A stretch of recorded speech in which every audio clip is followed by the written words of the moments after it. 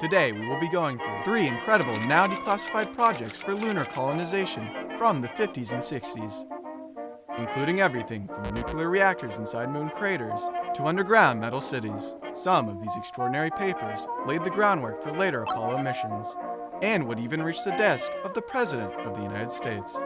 Most of these designs used practical materials and were to be achievable within the era's technological capabilities, although all would fall through for one of 2 reasons. Either the rocket used in the plan became outdated, or it was deemed too costly an effort at the time. Let's get into it. Project Lunex. Our timeline begins with the very first project by the United States to inhabit the moon. It was titled Project Lunex, and short for Lunar Expedition. Originally started in 1958, this plan was a direct response to the Sputnik launch just a year prior. Today, a new moon is in the sky, a 23-inch metal sphere placed in orbit by a Russian rocket.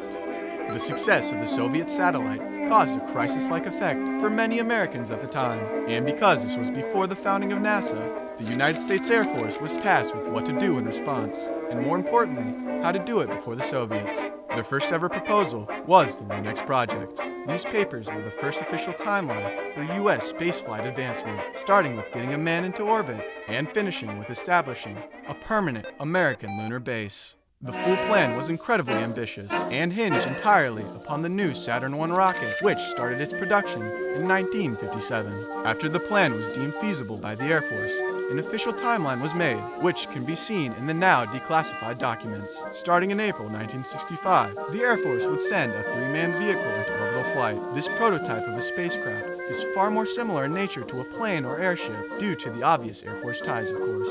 Later in August of 1967, the first manned landing on the moon would occur. This would be 2 years before we actually did it in our timeline, and it would all end with a return voyage a year later in January 1968 in order to embark upon what the document calls a permanent lunar expedition. Because this draft is the first of its kind, it lacks the blueprints, measurements, or locations that you will see in later declassified documents. This permanent plan for moon colonization would see 3 men launch from Edwards Air Force Base in California, due to the fact Kennedy Space Center had yet to be founded. Using the new Saturn I rocket's 3-stage boosters, the men would enter lunar orbit and descend in the new lunar vehicle, which would be left to stay on the moon's surface for permanent habitation. 3 men would interchange posts through yearly intervals on what is described as a lunar observatory.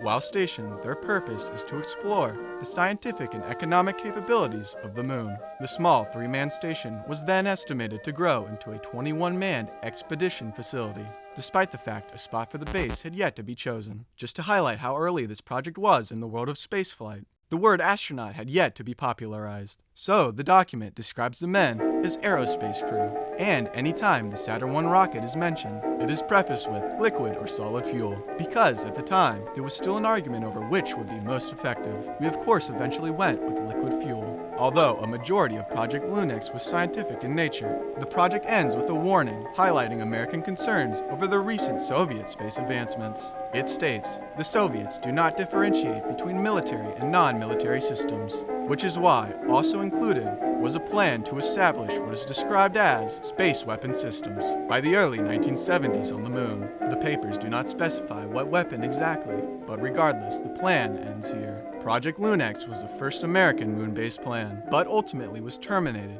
due to the formation of NASA only a year later. Project Horizon.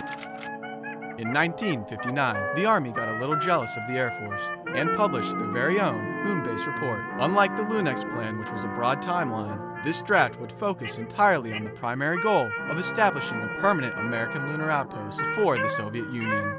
This document is incredibly detailed, far more so than Project Lunex, including blueprints and yearly costs for everything. Project Horizon was also more ambitious than the Air Force's attempt. The plan would stretch over 8.5 years and cost $6 billion at the time, nearly $7 trillion today. Included in these papers is a revised spaceflight timeline, in which 2 men land on the moon in 1965, 2 years earlier than the Lunex plan, and 4 years earlier than our timeline. They would use the three-stage booster Saturn I, and unlike the Apollo missions, the two men would stay on the lunar body, constructing what was to become the living quarters for the 9 engineers that would arrive after them. For 6 months, they would build the larger 20-person outpost, located near the same spot as the actual Apollo landings. In order to achieve such a quick timeline, the Army wanted to launch 72 Saturn rockets by 1964 as an attempt to hasten rocket outputs and to create a reusable model. The interchangeable cylindrical habitation modules picked for the colony held dimensions of 10 feet in diameter and 20 feet in length. These metal tubes were to be submerged under lunar soil to protect from meteors, radiation, and possible Soviet attack. 2 nuclear reactors would also be installed into craters nearby in order to power the colony. In late 1965, the engineers would finish constructing the outpost, and an initial 12-man task force would be sent to the colony a year later, in November of 1966. The task force would arrive with 2 lunar surface vehicles, one for transport and one for construction, starting the second phase of occupation. In Phase 2, 2 additional nuclear reactors would be added, bringing the total to 4, and 2 living modules were also set to convert to laboratories. The colony would be fully established by 1966 and was estimated to grow to 20 occupants. The papers didn't just include schematics on living quarters, they would also house the very first official American design for what is referred to as a lunar suit. The outfit is a bit unrecognizable from modern spacesuits. A giant antenna to communicate with Earth and skis to traverse the lunar dust were added. These early astronauts' mission while at the base would be to test soil, research power generation methods, and conduct weapons tests on the moon. Overall, the project was immensely influential on future United States plans in space and showcased some of the very first ideas used in the Apollo missions. But ultimately, Project Horizon would meet its end after making it to the desk of Dwight D. Eisenhower. The president would decide to veto the project, citing its absurd cost and effort, officially ending the plan. Project LESA.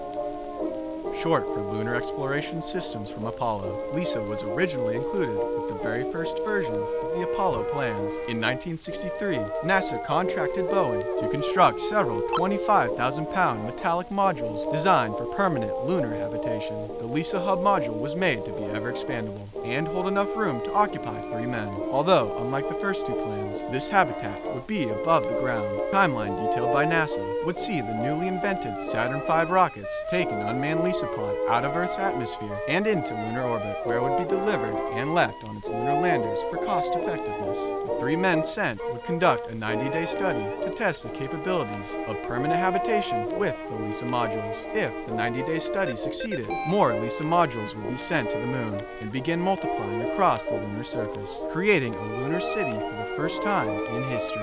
Ultimately, though, LESA would see its end and was officially terminated by NASA immediately after production of Saturn V rockets concluded.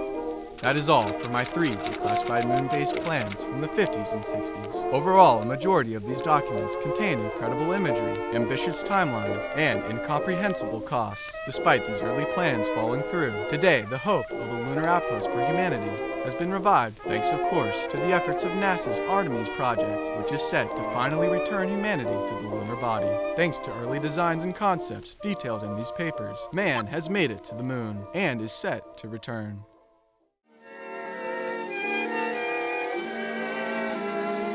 Why do I do just as you say? Why must I just give you your way? Why do I try? Why don't I try to